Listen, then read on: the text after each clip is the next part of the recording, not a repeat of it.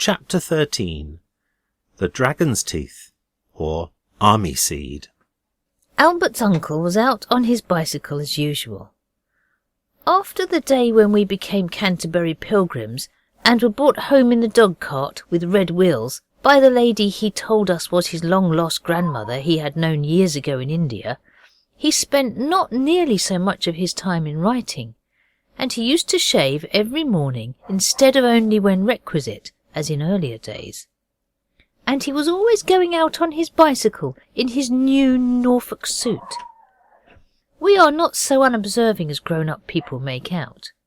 We knew well enough he was looking for the long-lost, and we jolly well wished he might find her. Oswald, always full of sympathy with misfortune, however undeserved, had himself tried several times to find the lady. So had the others. But all this is what they call a digression. It has nothing to do with the dragon's teeth I am now narrating. It began with the pig dying. It was the one we had had for the circus, but it having behaved so badly that day had nothing to do with its illness and death, though the girls said they felt remorse, and perhaps if we hadn't made it run so that day it might have been spared to us. But Oswald cannot pretend that people were right just because they happened to be dead, and as long as that pig was alive we all knew well enough that it was that made us run, and not us it. The pig was buried in the kitchen garden. Bill, that we made the tombstone for, dug the grave, and while he was away at his dinner we took a turn at digging, because we like to be useful, and besides, when you dig you never know what you might turn up. I knew a man once that found a gold ring on the point of his fork when he was digging potatoes, and you know how we found 2 half-crowns ourselves once when we were digging for treasure.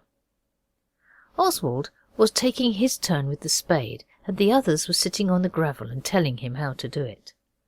"Work with a will," Dickie said, yawning. Alice said, "I wish we were in a book.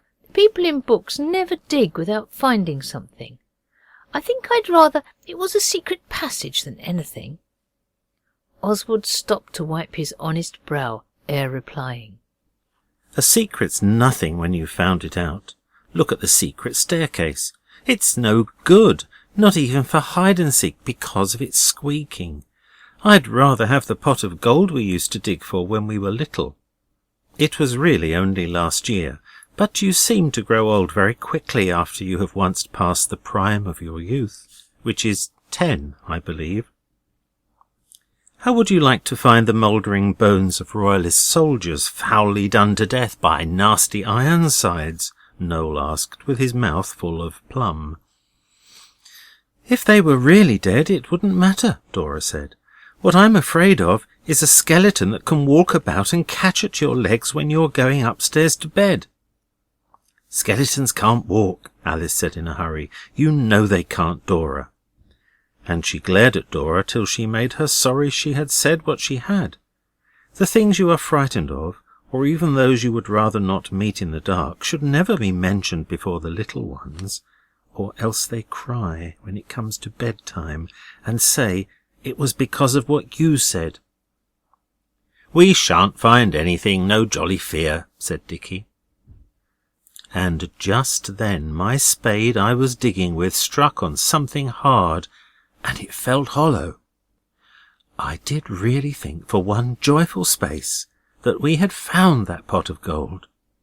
But the thing, whatever it was, seemed to be longish, longer, that is, than a pot of gold would naturally be.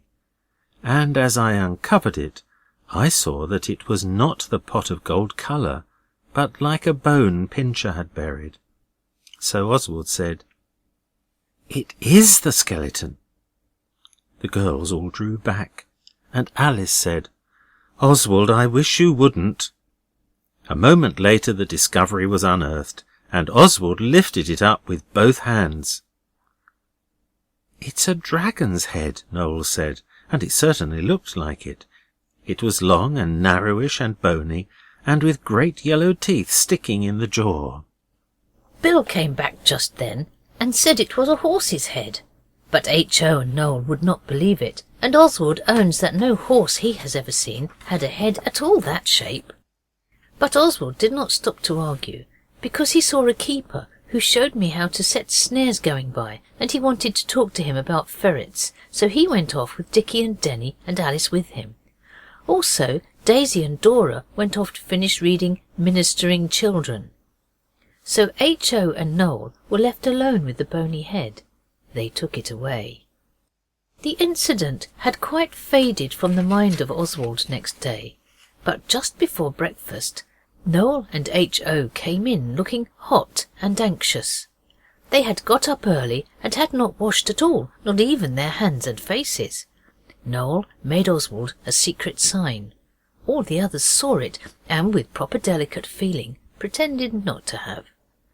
When Oswald had gone out with Noel and H.O., in obedience to the secret signal, Noel said, "You know that dragon's head yesterday?"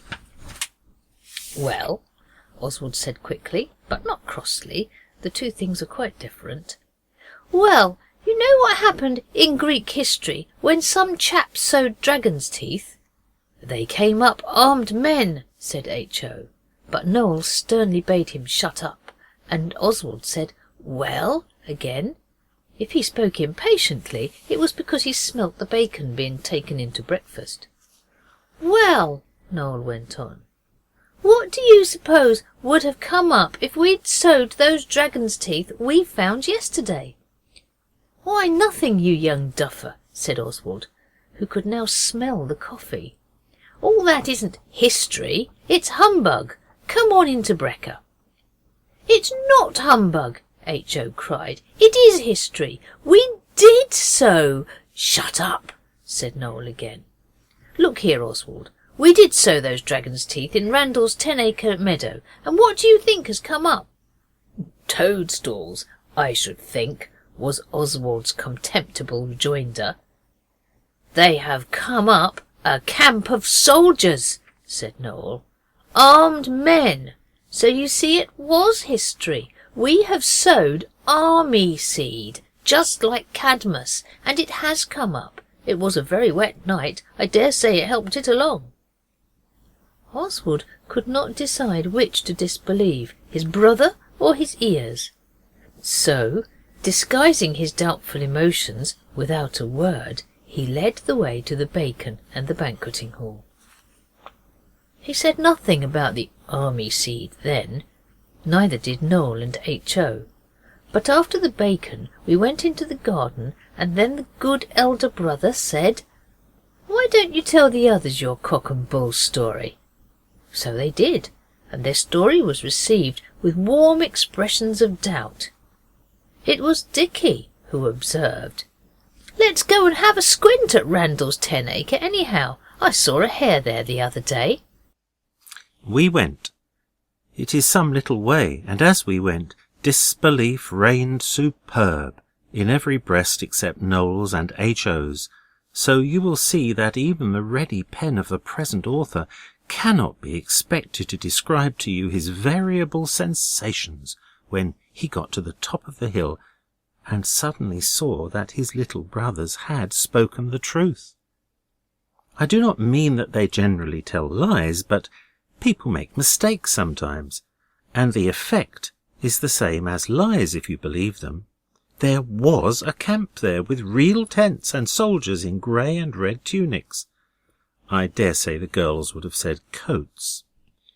We stood in ambush, too astonished even to think of lying in it, though of course we know that this is customary. The ambush was the wood on top of the little hill between Randall's 10-acre meadow and Sugden's waste wake pasture. "There would be cover here for a couple of regiments," whispered Oswald, who was, I think, gifted by fate with the far-seeingness of a born general.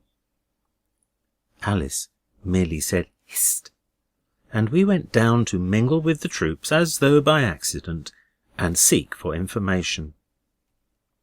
The first man we came to at the edge of the camp was cleaning a sort of cauldron thing like witches brew bats in. We went up to him and said, "Who are you? Are you English? or are you the enemy?" "We're the enemy," he said, and he did not seem ashamed of being what he was, and he spoke English with quite a good accent for a foreigner. "The enemy!" Oswald echoed in shocked tones. It is a terrible thing to a loyal and patriotic youth to see an enemy cleaning a pot in an English field with English sand, and looking as much at home as if he was in his foreign fastness.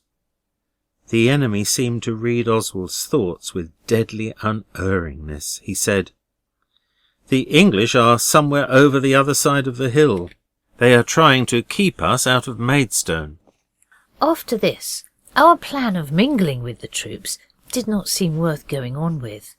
This soldier, in spite of his unerringness in reading Oswald's innermost heart, seemed not so very sharp in other things, or he would never have given away his secret plans like this, for he must have known from our accents that we were Britons to the backbone. Or perhaps Oswald thought this, and it made his blood at once boil and freeze, which our uncle had told us was possible, but only in India. Perhaps he thought that Maidstone was already as good as taken, and it didn't matter what he said. While Oswald was debating within his intellect what to say next, and how to say it so as to discover as many as possible of the enemy's dark secrets, Noel said, "How did you get here? You weren't here yesterday at tea time." The soldier gave the pot another sandy rub and said, "I dare say it does seem quick work. The camp seems as if it had sprung up in the night, doesn't it? Like a mushroom." Alice and Oswald looked at each other and then at the rest of us. The words "sprung up in the night" seemed to touch a string in every heart. "You see," whispered Noel, "he won't tell us how he came here. Now is it humbug or history?" Oswald, after whisperedly requesting his young brother to dry up and not bother, remarked, "Then you're an invading army?"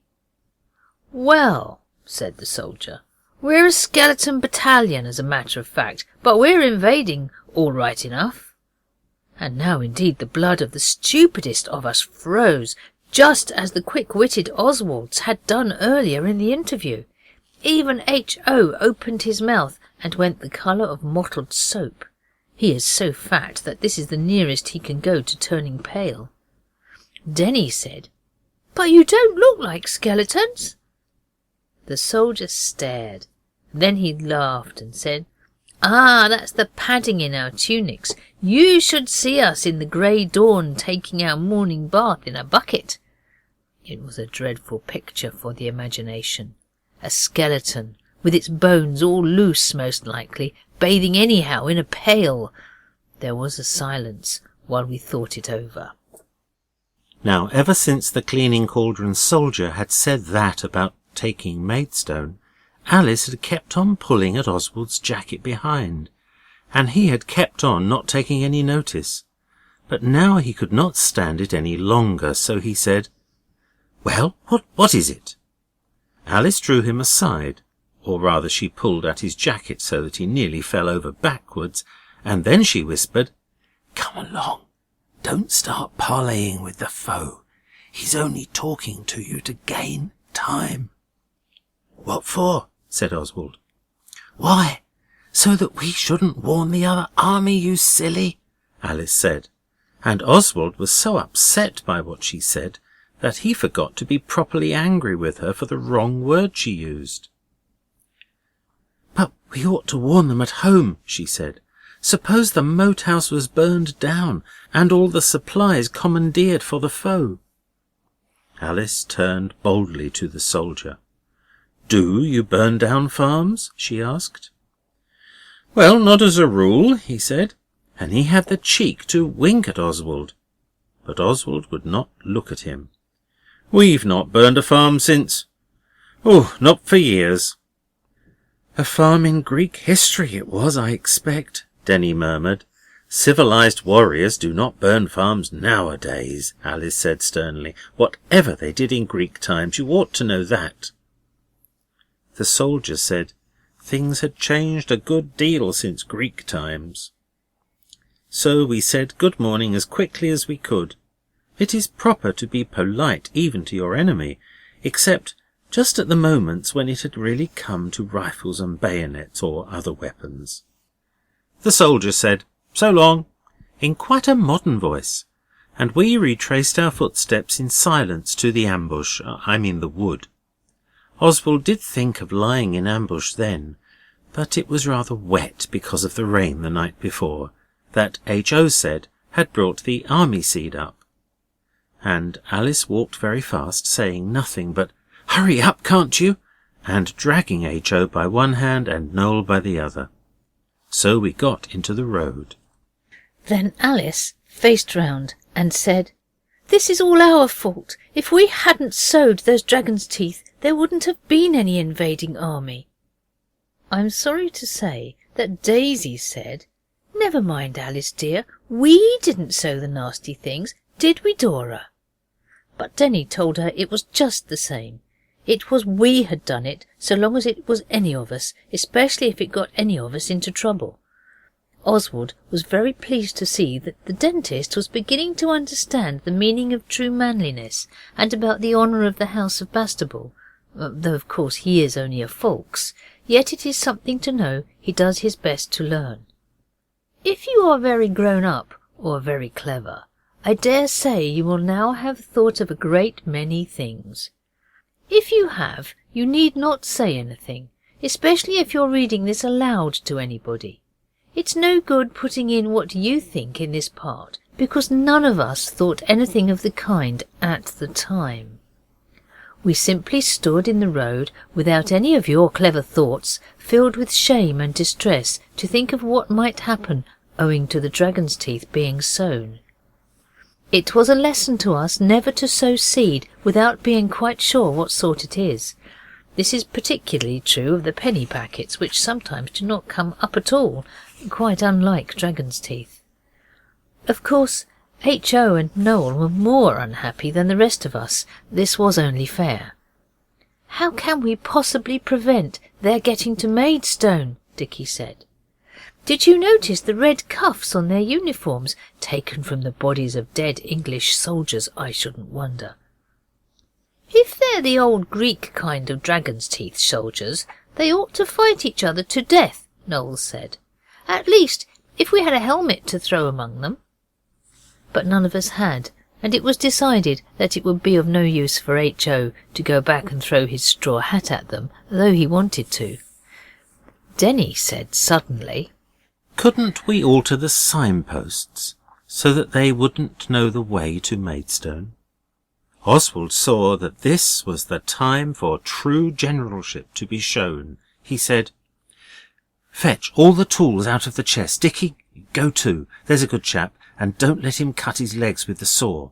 He did once, tumbling over it. "Meet at the crossroads, you know, where we had the benevolent bar. Courage and dispatch, and look sharp about it." When they had gone, we hastened to the crossroads, and there a great idea occurred to Oswald. He used the forces at his command so ably that in a very short time the board in the field which says, "No thoroughfare, trespasses will be prosecuted," was set up in the middle of the road to Maidstone. We put stones from a heap by the road to make it stand up. Then Dickie and Denny came back, and Dickie shinned up the signpost and sawed off the two arms, and we nailed them up wrong, so that it said, "To Maidstone" on the Dover road, and "To Dover" on the road to Maidstone. We decided to leave the trespassers board on the real Maidstone road as an extra guard. Then we settled to start at once to warn Maidstone. Some of us did not want the girls to go, but it would have been very unkind to say so. However, there was at least one breast that felt a pang of joy when Dora and Daisy gave out that they would rather stay where they were and tell anybody who came by which was the real road, because it would be so dreadful if someone was going to buy pigs or fetch a doctor or anything in a hurry, and then found out they had got to Dover instead of where they wanted to go, Dora said. But when it came to dinner time, they went home, so that they were entirely out of it. This often happens to them by some strange fatalism. We left Martha to take care of the two girls, and Lady and Pincher went with us. It was getting late in the day, but I am bound to remember no one said anything about their dinners, whatever they may have thought. We cannot always help our thoughts. We happen to know it was roast rabbits and currant jelly that day. We walked two and sang the British Grenadiers and Soldiers of the Queen, so as much to be part of the British Army as possible. The cauldron man had said the English were the other side of the hill, but we could not see any scarlet anywhere, though we looked for it as carefully as if we had been fierce bulls. But suddenly we went round a turn in the road and came plump into a lot of soldiers, only they were not redcoats. They were dressed in grey and silver, and it was a sort of furzy commonplace, and 3 roads branching out. The men were lying about with some of their belts undone, smoking pipes and cigarettes. "It's not British soldiers," Alice said. Oh dear, I'm afraid it's more enemy. You didn't sow the army seed anywhere else, did you, H.O. dear?" H.O. was positive he hadn't, but perhaps lots more came up where we did sow them, he said, and they're all over England by now, very likely. I don't know how many men can grow out of one dragon's tooth. Then Noel said, "It was my doing anyway, and I'm not afraid." He walked straight up to the nearest soldier, who was cleaning his pipe with a piece of grass, and said, "Please, are you the enemy?" The man said, "No, young Commander-in-Chief, we're the English." Then Oswald took command. "Where is the General?" he said.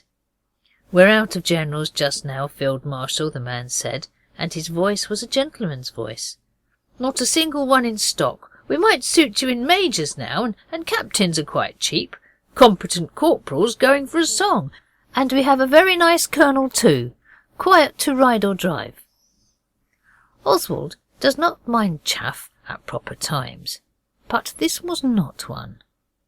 "You seem to be taking it very easy," he said with a disdainful expression. "This isn't easy," said the grey soldier, sucking at his pipe to see if it would draw. "I suppose you don't care if the enemy gets into Maidstone or not," exclaimed Oswald bitterly. "If I were a soldier I'd rather die than be beaten." The soldier saluted. "Good old patriotic sentiment," he said, smiling at the heartfelt boy. But Oswald could bear no more. "Which is the colonel?" he asked. "Over there, near the grey horse." "The one lighting a cigarette?" H.O. asked. "Yes. But I say, kiddie, he won't stand any jaw. There's not an ounce of vice about him, but he's peppery. He might kick out. You better bunk." "Better what?" asked H.O. "Bunk, bottle, scoot, skip, vanish, exit," said the soldier. "That's what you'd do when the fighting begins," said H.O. He is often rude like that, but it's what we all thought all the same. The soldier only laughed. A spirited but hasty altercation among ourselves in whispers ended in our allowing Alice to be the one to speak to the colonel. It was she who wanted to. However peppery he is, he won't kick a girl, she said, and perhaps this was true. But of course we all went with her. There were 6 of us to stand in front of the colonel, and as we went along we agreed that we would salute him on the word 3. So when we got near, Dick said, 1, 2, 3, and we all saluted very well, except H.O., who chose that minute to trip over a rifle a soldier had left lying about, and was only saved from falling by a man in a cocked hat who caught him deftly by the back of his jacket and stood him on his legs. "Let go, can't you?" said H.O. "Are you the General?" Before the cocked hat had time to frame a reply, Alice spoke to the colonel. I knew what she meant to say, because she had told me as we threaded our way among the resting soldiery. What she really said was, "Oh, how can you?" "How can I what?" said the colonel, rather crossly. "Why, "Smoke!" said Alice. "My good children, if you're an infant band of hope, let me recommend you to play in some other backyard," said the cock-hatted man. H.O. said, "Band of hope yourself," but no one noticed it. "We are not a band of hope," said Noel. "We're British, and the man over there told us you are. And Maidstone's in danger, and the enemy not a mile off, and you stand smoking." Noel was standing crying himself, or something very like it. "It's quite true," Alice said. The Colonel said, "Fiddle-de-dee." But the cocked-hatted man said, "What was the enemy like?" We told him exactly, and even the Colonel there owned that there might be something in it. "Can you show me the place where they are on the map?" he asked. "Not on the map we can't," said Dicky. "At least, I don't think so. But on the ground we could. We could take you there in a quarter of an hour." The cock-hatted one looked at the Colonel, who returned his scrutiny, and he shrugged his shoulders. "Well, we've got to do something," he said, as if to himself. "Lead on, Macduff." The Colonel roused his soldiery from their stupor of pipes by words of command, which the present author is sorry he can't remember. Then he bade us boys lead the way. I tell you it felt fine, marching at the head of a regiment. Alice got a lift on the cocked-hatted one's horse. It was a red-roan steed of might, exactly as if it had been in a ballad. They call a grey roan a blue in South Africa, the cocked-hatted one said. We led the British Army by unfrequented lanes till we got to the gate of Sugden's waste-wake pasture. Then the Colonel called a whispered halt, and choosing 2 of us to guide him, the dauntless and discerning commander went on foot with an orderly. He chose Dicky and Oswald as guides. So we led him to the ambush, and we went through it as quietly as we could. But twigs do crackle and snap when you are reconnoitring or anxious to escape detection for whatever reason. Our Colonel's orderly crackled most. If you are not near enough to tell a colonel by the crown and stars on his shoulder strap, you can tell him by the orderly behind him, like Follow My Leader. "Look out!" said Oswald in a low but commanding whisper. "The camp's down the field. You can see if you take a squint through this gap." The speaker took a squint himself as he spoke, and drew back, baffled beyond the power of speech. While he was struggling with his baffledness, the British Colonel had his squint. He also drew back, and said a word that he must have known was not right, at least when he was a boy. "I don't care," said Oswald. "They were there this morning, white tents like mushrooms, and an enemy cleaning a cauldron." "With sand," said Dicky. "That's most convincing," said the Colonel, and I did not like the way he said it. "I say," said Oswald, "let's get to the top corner of the ambush, the wood I mean. You can see the crossroads from there." We did, and quickly, for the crackling of branches no longer dismayed our almost despairing spirits. We came to the edge of the wood, and Oswald's patriotic heart really did give a jump. "There!" he cried. "There they are, on the Dover Road." Our miscellaneous signboard had done its work. "By Jove, young 'un, you're right, and in quarter column too. We've got 'em on toast. On toast, egad! I never heard anyone, not even in a book, say egad before, so I saw something really out of the way was indeed up. The Colonel was a man of prompt and decisive action. He sent the orderly to tell the Major to advance 2 companies on the left flank and take cover. Then we led him back through the wood the nearest way, because he said he must rejoin the main body at once. We found the main body very friendly with Noel and H.O. and the others, and Alice was talking to the cocked-hatted one as if she had known him all her life. "I think he's a general in disguise," Noel said. "He's been giving us chocolate out of a pocket in his saddle."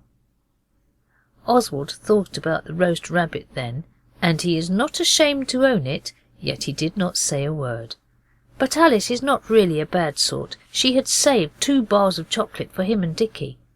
Even in a war, girls can sometimes be useful in their humble way. The Colonel fussed about and said, "Take cover there," and everybody hid in the ditch, and the horses and the cocked hat, with Alice, retreated down the road out of sight. We were in the ditch too. It was muddy, but nobody thought of their boots in that perilous moment. It seemed a long time we were crouching there. Oswald began to feel the water squelching in his boots, so we held our breath and listened. Oswald laid his ear to the road like a Red Indian. You would not do this in time of peace, but when your country is in danger, you care but little about keeping your ears clean. His backwoods strategy was successful. He rose and dusted himself and said, "They're coming!" It was true. The footsteps of the approaching foe were now to be heard quite audibly, even by ears in their natural position. The wicked enemy approached. They were marching with a careless swaggeringness that showed how little they suspected the horrible doom which was about to teach them England's might and supremeness. Just as the enemy turned the corner so that we could see them, the Colonel shouted, "Right section! Fire!" and there was a deafening banging. The enemy's officer said something, and then the enemy got confused and tried to get into the fields through the hedges. But all was in vain.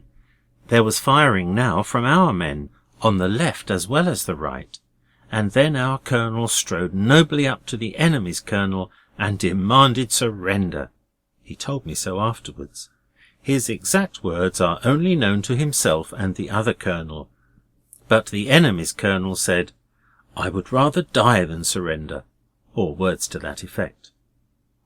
Our colonel returned to his men and gave the order to fix bayonets, and even Oswald felt his manly cheek turn pale at the thought of the amount of blood to be shed. What would have happened can never now be revealed, for at this moment a man on a piebald horse came clattering over a hedge, as carelessly as if the air were not full of lead and steel at all. Another man rode behind him with a lance and a red pennon on it. I think he must have been the enemy's general coming to tell his men not to throw away their lives on a forlorn hope, for directly he said they were captured, the enemy gave in and owned that they were. The enemy's colonel saluted and ordered his men to form quarter column again. I should have thought he would have had about enough of that myself. He had now given up all thought of sullen resistance to the bitter end. He rolled a cigarette for himself, and had the foreign cheek to say to our general, "By Jove, old man, you got me clean that time. Your scouts seem to have marked us down uncommonly neatly." It was a proud moment when our colonel laid his military hand on Oswald's shoulder and said, "This is my chief scout," which were high words, but not undeserved, and Oswald owns he felt red with gratifying pride when he heard them. "So you are the traitor, young man," said the wicked colonel, going on with his cheek. Oswald bore it because our colonel had, and you should be generous to a fallen foe, but it is hard to be called a traitor when you haven't. He did not treat the wicked colonel with silent scorn as he might have done, but he said, "We aren't traitors. We are the Bastables, and one of us is a Fawkes. We only mingled unsuspected with the enemy's soldiery, and learned the secrets of their acts, which is what Baden-Powell always does when the natives rebel in South Africa, and Dennis Fawkes thought of altering the signposts to lead the foe astray. And if we did cause all this fighting, and get Maidstone threatened with capture and all that, it was only because we didn't believe Greek things could happen in Great Britain and Ireland, even if you sowed dragon's teeth. And besides, some of us were not asked about sowing them." Then the cocked-hatted one led his horse and walked with us and made us tell him all about it, and so did the colonel. The wicked colonel listened too, which was only another proof of his cheek. and Oswald told the tale in the modest yet manly way that some people think he has, and gave the others all the credit they deserved. His narration was interrupted no less than 4 times by shouts of "Bravo!" in which the enemy's colonel once more showed his cheek by joining. By the time the story was told, we were in sight of another camp. It was the British one this time. The colonel asked us to have tea in his tent, and it only shows the magnanimosity of English chivalry in the field of battle that he asked the enemy's colonel too. With his usual cheek he accepted. We were jolly hungry.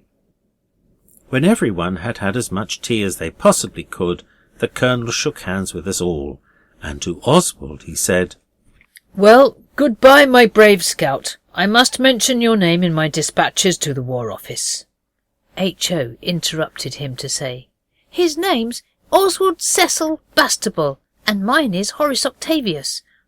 I wish H.O. would learn to hold his tongue. No one ever knows Oswald was christened Cecil as well, if he can possibly help it. You didn't know it till now. "Mr. Oswald Bastable," the colonel went on. He had the decency not to take any notice of the Cecil. "You would be a credit to any regiment. No doubt the War Office will reward you properly for what you have done for your country, but meantime perhaps you'll accept 5 shillings from a grateful comrade in arms." Oswald felt heartfelt sorrow to wound the good colonel's feelings, but he had to remark that he had only done his duty and was sure no British scout would take 5 bob for doing that. And besides, he said, with that feeling of justice which is part of his young character, it was the others just as much as me. "Your sentiments, sir," said the colonel, who was one of the politest and most discerning colonels I ever saw, "your sentiments do you honour, but Bastables all and non-Bastables," he couldn't remember folks, it's not such an interesting name as Bastable, of course, "at least you'll accept a soldier's pay." "Lucky to touch it, a shilling a day," Alice and Denny said together, and the cock-hatted man said something about knowing your own mind and knowing your own Kipling. "A soldier," said the colonel, "would certainly be lucky to touch it. You see, there are deductions for rations. 5 shillings is exactly right, deducting 2pence each for 6 teas. That seemed cheap for 3 cups of tea and 3 eggs and all the strawberry jam and bread and butter Oswald had had, as well as what the others ate, and ladies' and pinchers' teas. But I suppose soldiers get things cheaper than civilians, which is only right." Oswald took the 5 shillings then, there being no longer any scruples why he should not. Just as we had parted from the brave colonel and the rest, we saw a bicycle coming. It was Albert's uncle. He got off and said, "What on earth have you been up to? What were you doing with those volunteers?" We told him the wild adventures of the day, and he listened, and then he said he would withdraw the word volunteers if we liked. But the seeds of doubt were sown in the breast of Oswald. He was now almost sure we had made jolly fools of ourselves without a moment's pause throughout the whole of this eventful day. He said nothing at the time, but after supper he had it out with Albert's uncle about the word which had been withdrawn. Albert's uncle said, of course, no one could be sure that the dragon's teeth hadn't come up in the good old-fashioned way, but that on the other hand it was barely possible that both the British and the enemy were only volunteers having a field day or sham fight, and he rather thought the cocked-hatted man was not a general but a doctor, and the man with the red pennon carried behind him might have been the umpire. Oswald never told the others a word of this. Their young breasts were all panting with joy because they had saved their country, and it would have been but heartless unkindness to show them how silly they had been. Besides, Oswald felt he was much too old to have been so taken in, if he had been. Besides, Albert's uncle did say no one could be sure about the dragon's teeth. The thing that makes Oswald feel most that perhaps the whole thing was a beastly sell was that we didn't see any wounded. But he tries not to think of this. And if he goes into the army when he grows up, he will not go quite green. He has had experience of the arts of war and the tented field, and a real colonel has called him comrade in arms, which is exactly what Lord Roberts called his own soldiers when he wrote home about them. End of chapter 13.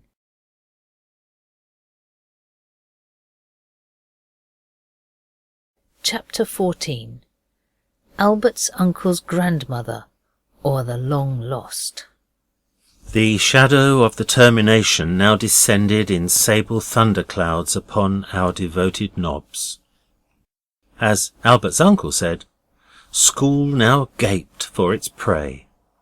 In a very short space of time we should be wending our way back to Blackheath, and all the variegated delightfulness of the country would soon be only preserved in memory's faded flowers. I don't care for that way of writing very much. It would be an awful swat to keep it up, looking out the words and all that. To speak in the language of everyday life, our holiday was jolly nearly up. We had had a ripping time, but it was all but over. We really did feel sorry, though of course it was rather decent to think of getting back to father and being able to tell the other chaps about our raft and the dam and the Tower of Mystery and things like that. When but a brief time was left to us, Oswald and Dicky met by chance in an apple tree. That sounds like consequences, but it is merely truthfulness. Dicky said, "Only 4 more days." Oswald said, "Yes." "There's one thing," Dicky said, "that beastly society. We don't want that swarming all over everything when we get home. We ought to dissolve it before we leave here." The following dialogue now took place. Oswald: "Right you are. I always said it was piffling rot." Dicky: "So did I." Oswald: "Let's call a council, but don't forget we're jolly well got to put our foot down." Dicky assented, and the dialogue concluded with apples. The council, when called, was but in low spirits.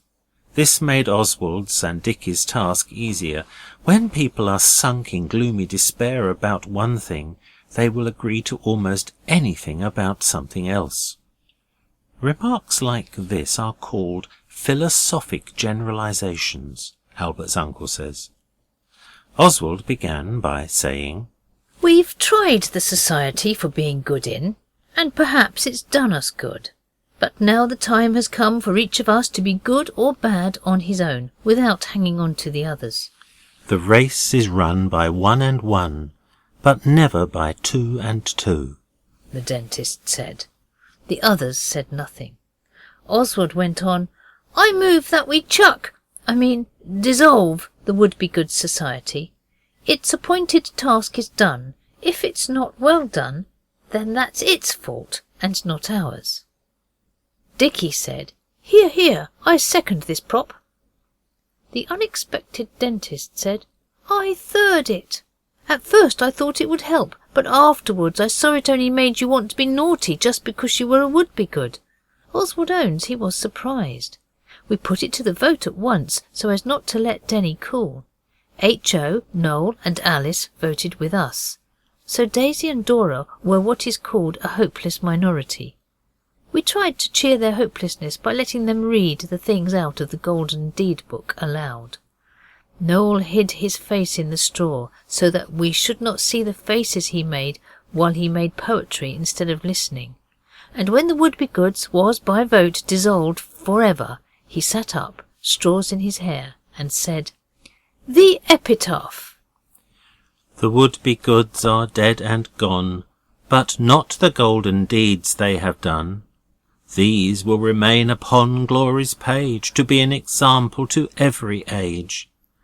And by this we have got to know how to be good upon our N is for Noel. That makes the rhyme and the sense both right. O-W-N, own. Do you see? We saw it and said so, and the gentle poet was satisfied. And the council broke up. Oswald felt that a weight had been lifted from his expanding chest, and it is curious that he never felt so inclined to be good and a model to youth as he did then. As he went down the ladder out of the loft, he said, "There's one thing we ought to do, though, before we go home. We ought to find Albert's uncle's long-lost grandmother for him." Alice's heart beat true and steadfast. She said, "That's just exactly what Noel and I were saying this morning. Look out, Oswald, you wretch! You're kicking chaff into my eyes." She was going down the ladder just under me. Oswald's younger sister's thoughtful remark ended in another council, but not in the straw loft. We decided to have a quite new place and disregarded H.O.'s idea of the dairy and Noel's of the cellars. We had the new council on the secret staircase, and there we settled exactly what we ought to do. This is the same thing, if you really wish to be good, as what you are going to do. It was a very interesting council, and when it was over Oswald was so pleased to think that the Wouldbegoods was uncoverishly dead that he gave Denny and Noel, who were sitting on the step below him, a good-humoured, playful, gentle, loving, brotherly shove, and said, "Get along now, it's tea time." No reader who understands justice and the real rightness of things, and who is to blame for what, will ever think it could have been Oswald's fault that the two other boys got along down by rolling over and over each other and bursting the door at the bottom of the stairs open by their revolving bodies. And I should like to know whose fault it was that Mrs. Pettigrew was just on the other side of the door at that very minute. The door burst open, and the impetuous bodies of Noel and Denny rolled out of it into Mrs. Pettigrew, and upset her, and the tea-tray. Both revolving boys were soaked with tea and milk, and there were 1 or 2 cups and things smashed. Mrs. Pettigrew was knocked over, but none of her bones were broken. Noel and Denny were going to be sent to bed, but Oswald said it was all his fault. He really did this to give the others a chance of doing a refined golden deed by speaking the truth and saying it was not his fault. But you cannot really count on anybody. They did not say anything, but only rubbed the lumps on their late revolving heads. So it was bed for Oswald, and he felt the injustice hard. But he sat up in bed and read The Last of the Mohicans, and then he began to think. When Oswald really thinks, he almost always thinks of something. He thought of something now, and it was miles better than the idea we had decided on in the secret staircase, of advertising in the Kentish Mercury and saying if Albert's uncle's long-lost grandmother would call at the moat house, she might hear of something much to her advantage.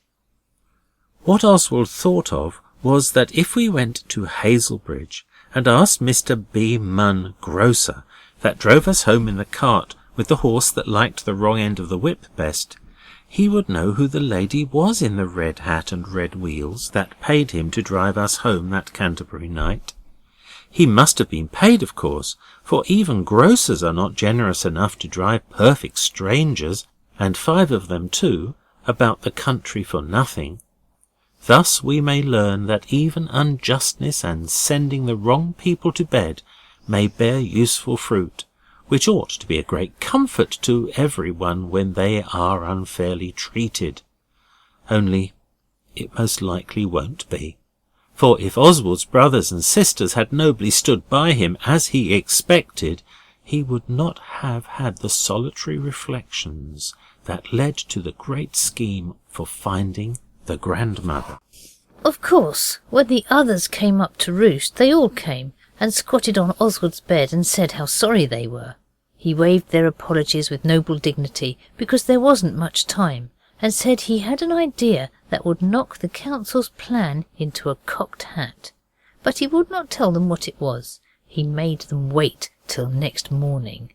This was not sulks, but kind feeling. He wanted them to have something else to think of besides the way they hadn't stood by him in the bursting of the secret staircase door and the tea tray and the milk.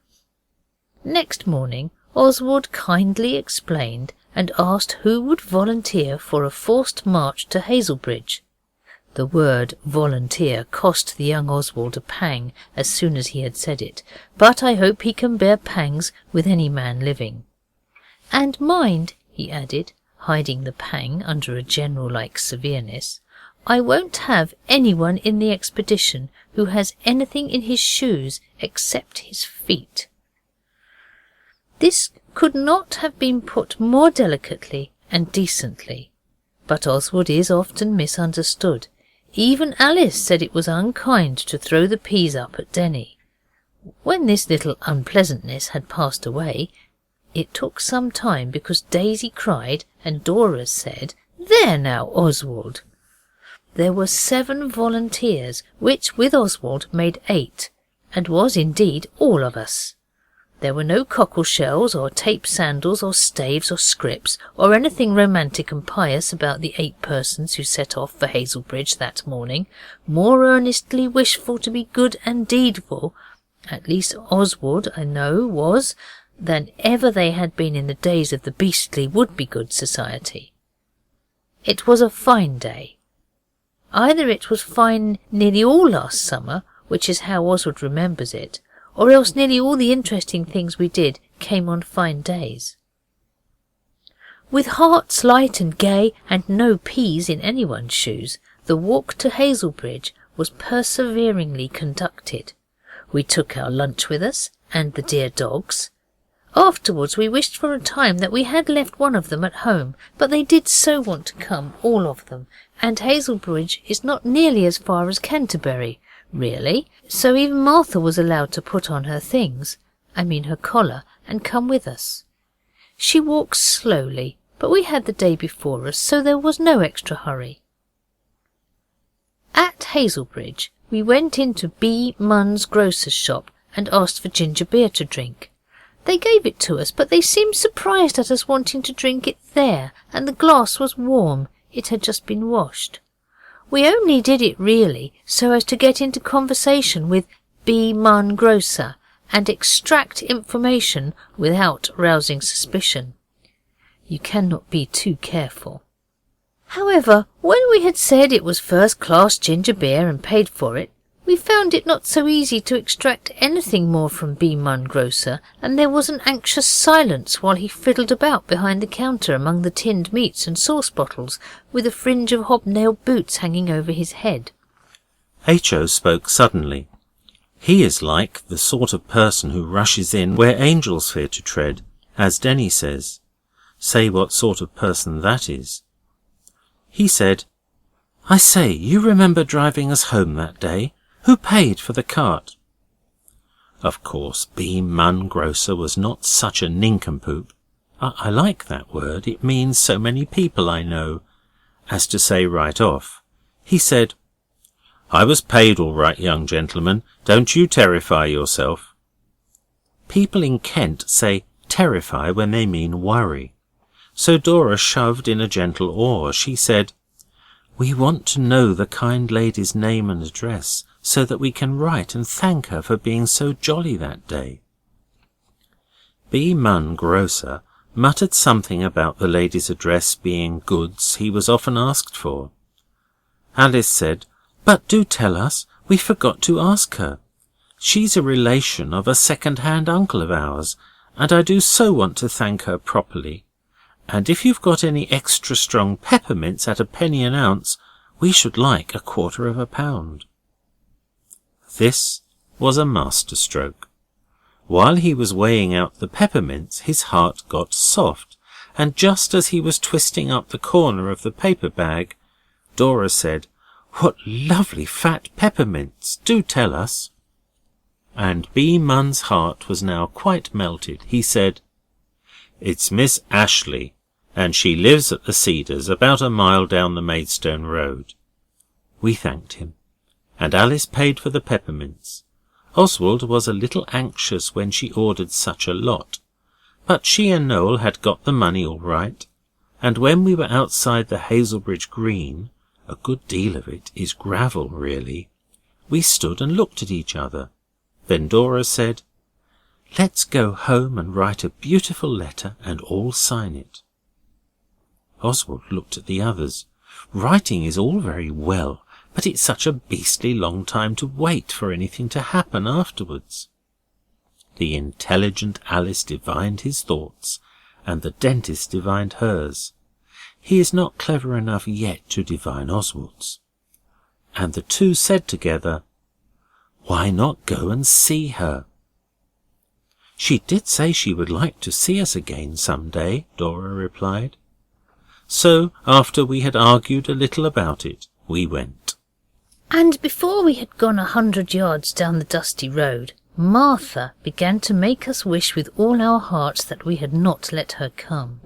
She began to limp, just as a pilgrim who I will not name did when he had the split peas in his silly palmering shoes.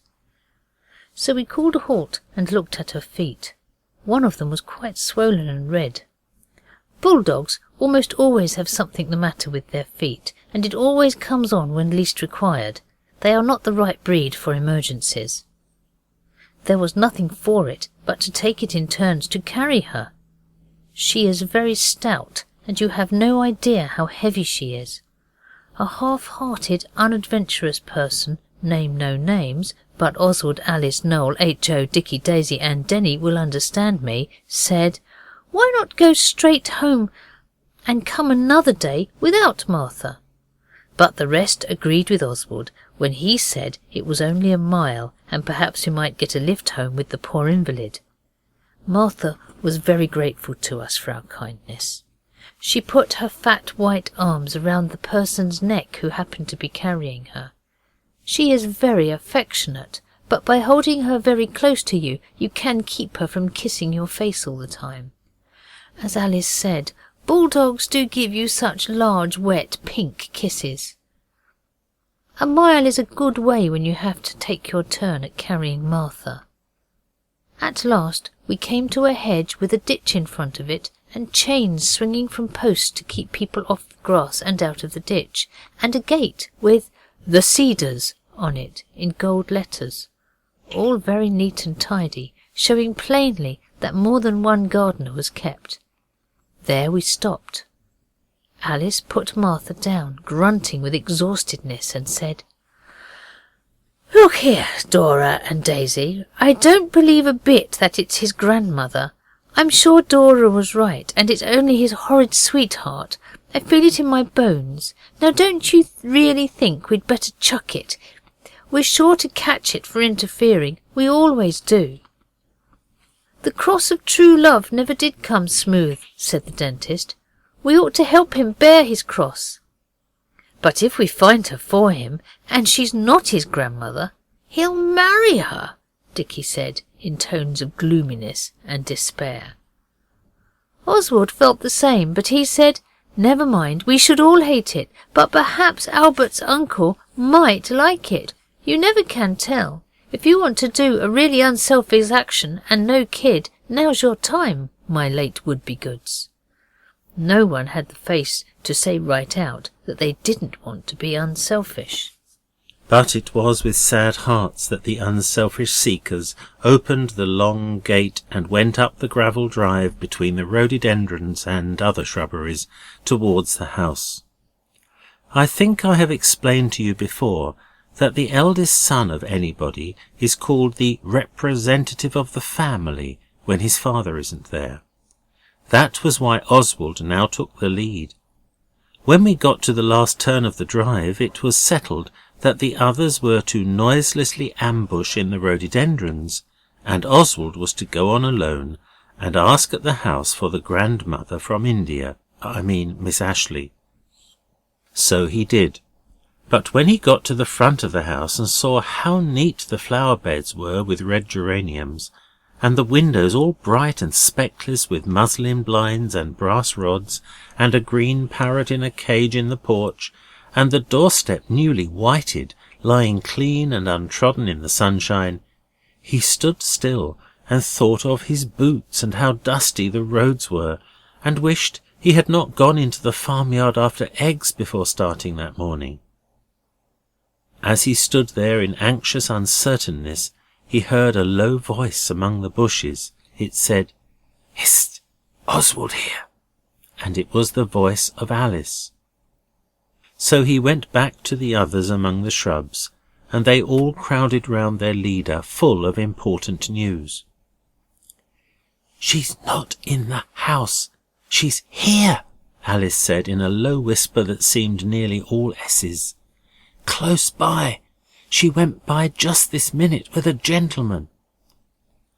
And they're sitting on a seat under a tree on a little lawn, and she's got her head on his shoulder, and he's holding her hand. I never saw anyone look so silly in all my born," Dicky said. "It's sickening," Denny said, trying to look very manly with his legs wide apart. "I don't know," Oswald whispered. "I suppose it wasn't Albert's uncle." "Not much," Dicky briefly replied. "Then don't you see? It's all right. If she's going on like that with this fellow, she'll want to marry him, and Albert's uncle is safe, and we've really done an unselfish action without having to suffer for it afterwards." With a stealthy movement, Oswald rubbed his hands as he spoke in real joyfulness. We decided that we had better bunk unnoticed, but we had reckoned without Martha. She had strolled off limping to look about her a bit in the shrubbery. "Where's Martha?" Dora suddenly said. "She went that way," pointingly remarked H.O. "Then fetch her back, you young duffer. What did you let her go for?" Oswald said. "And look sharp. Don't make a row." He went. A minute later we heard a hoarse squeak from Martha, the one she always gives when suddenly collared from behind, and a little squeal in a ladylike voice, and a man say, "Hello!" And then we knew that H.O. had once more rushed in where angels might have thought twice about it. We hurried to the fatal spot, but it was too late. We were just in time to hear H.O. say, "I'm sorry if she's frightened you, but we've been looking for you. Are you Albert's uncle's long-lost grandmother?" "No," said Our Lady, unhesitatingly. It seemed vain to add 7 more agitated actors to the scene now going on. We stood still. The man was standing up. He was a clergyman, and I found out afterwards he was the nicest we ever knew except our own Mr. Briston at Lewisham, who is now a canon or a dean or something grand that no one ever sees. At present I did not like him. He said, "No, this lady is nobody's grandmother. May I ask in return how long it is since you escaped from the lunatic asylum, my poor child, and whence your keeper is?" H.O. took no notice of this at all, except to say, "I think you are very rude, and not at all funny, if you think you are." The lady said, "My dear, I remember you now perfectly. How are all the others, and are you pilgrims again today?" H.O. does not always answer questions. He turned to the man and said, "Are you going to marry the lady?" "Margaret," said the clergyman, "I never thought it would come to this. He asks me my intentions." "If you are," said H.O., "it's all right, because if you do, Albert's uncle can't. At least not till you're dead, and we don't want him to." "Flattering upon my word," said the clergyman, putting on a deep frown. "Shall I call him out, Margaret, for his poor opinion of you, or shall I send for the police?" Alice now saw that H.O., though firm, was getting muddled and rather scared. She broke cover and sprang into the middle of the scene. "Don't let him rag H.O. any more," she said. "It's all our faults. You see, Albert's uncle was so anxious to find you, we thought perhaps you were his long-lost heiress sister, or his old nurse who alone knew the secret of his birth or something, and we asked him, and he said you were his long-lost grandmother he had known in India, and we thought that must be a mistake, and that really you were his long-lost sweetheart. And we tried to do a really unselfish act, and find you for him, because we don't want him to be married at all. It isn't because we don't like you, Oswald cut in, now emerging from the bushes. And if he must marry, we'd sooner it was you than anyone else. Really we would. A generous concession, Margaret, the strange clergyman uttered. Most generous. But the plot thickens. It's almost pea soup-like now. 1 or 2 points clamour for explanation. Who are these visitors of yours?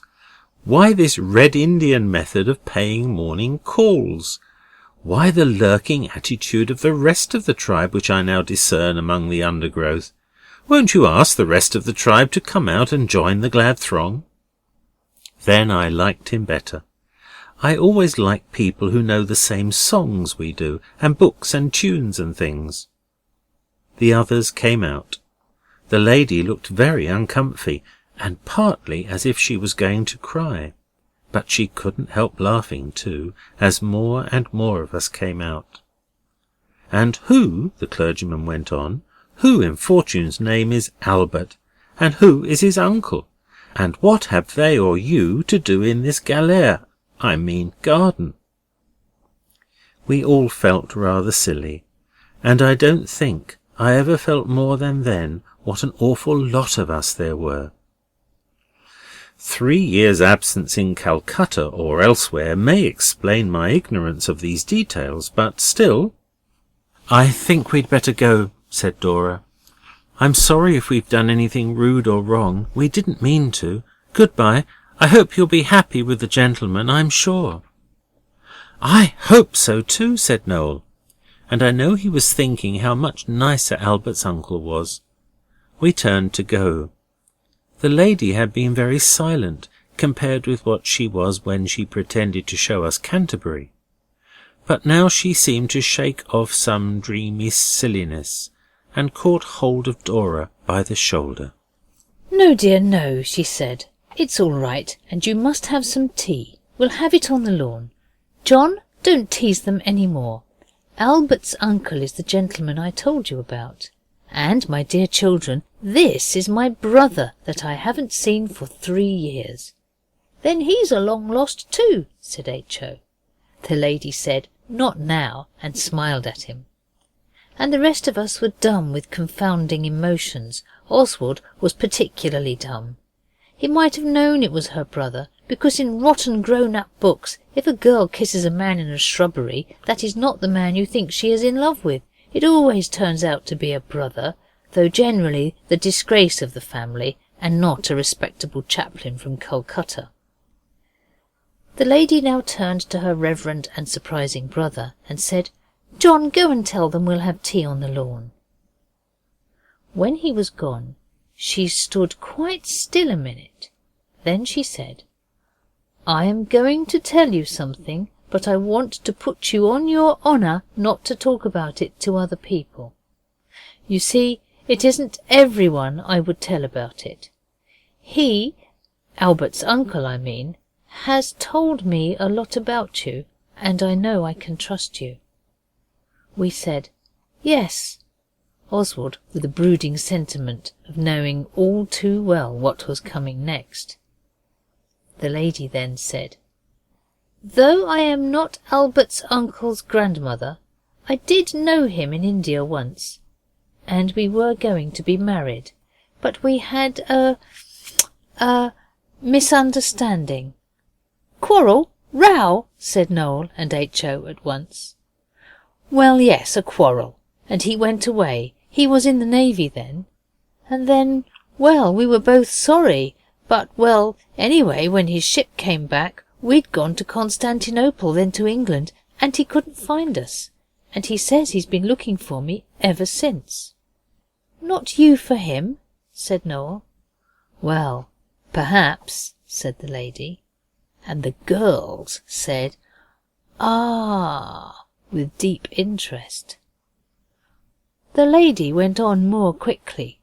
And then I found you, and then he found me, and now I must break it to you. Try to bear up. She stopped. The branches cracked, and Albert's uncle was in our midst. He took off his hat. Excuse my tearing my hair, he said to the lady, But has the pack really hunted you down?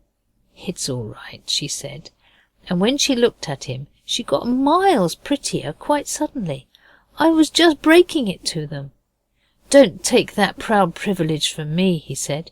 Kiddies, allow me to present to you the future Mrs. Albert's uncle, or shall we say, Albert's new aunt. There was a good deal of explaining done before tea, about how we got there, I mean, and why, but after the first bitterness of disappointment, we felt not nearly so sorry as we had expected to, for Albert's uncle's lady was jolly to us, and her brother was awfully decent, and showed us a lot of first-class native curiosities and things, unpacking them on purpose, skins of beasts and beads and brass things, and shells from different savage lands beside India. And the lady told the girls that she hoped they would like her as much as she liked them, and if they wanted a new aunt, she would do her best to give satisfaction in the new situation.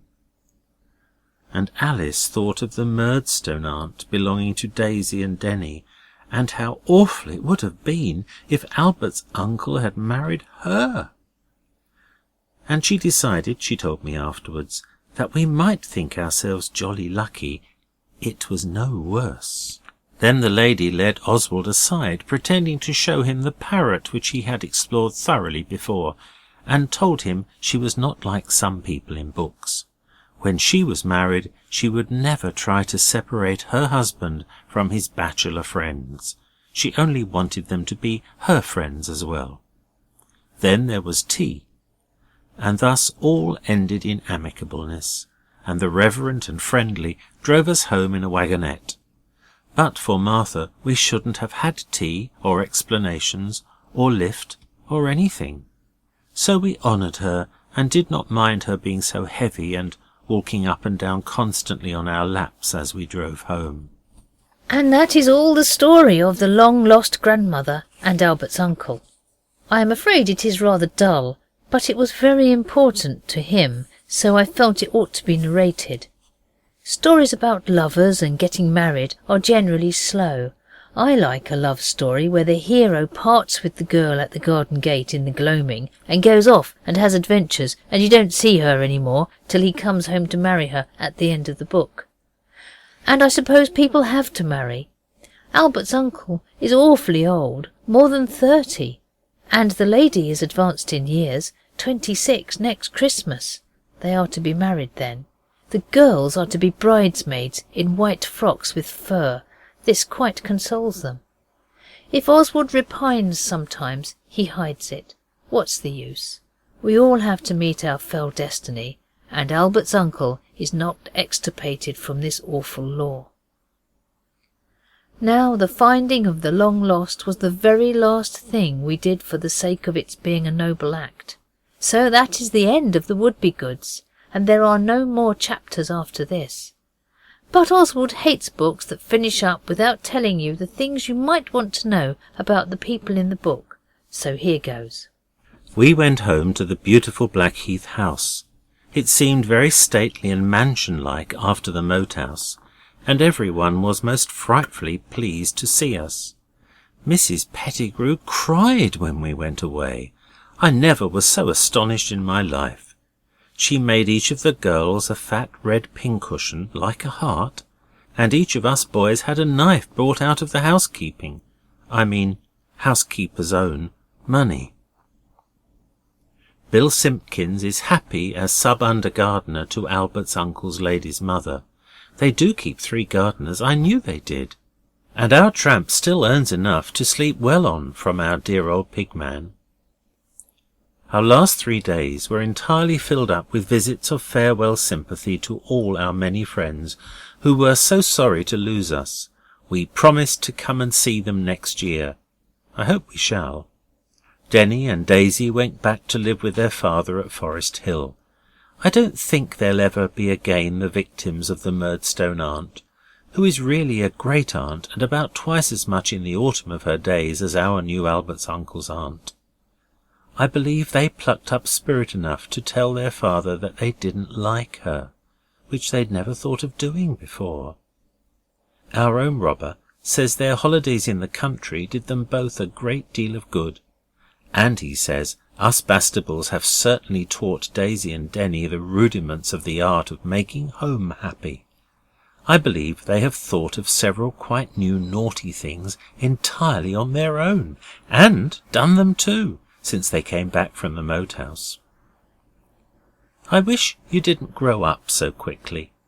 Oswald can see that ere long he will be too old for the kind of games we can all play, and he feels grown-upness creeping inordiously upon him. But enough of this. And now, gentle reader, farewell. If anything in these chronicles of the Wouldbegoods should make you try to be good yourself, the author will be very glad, of course.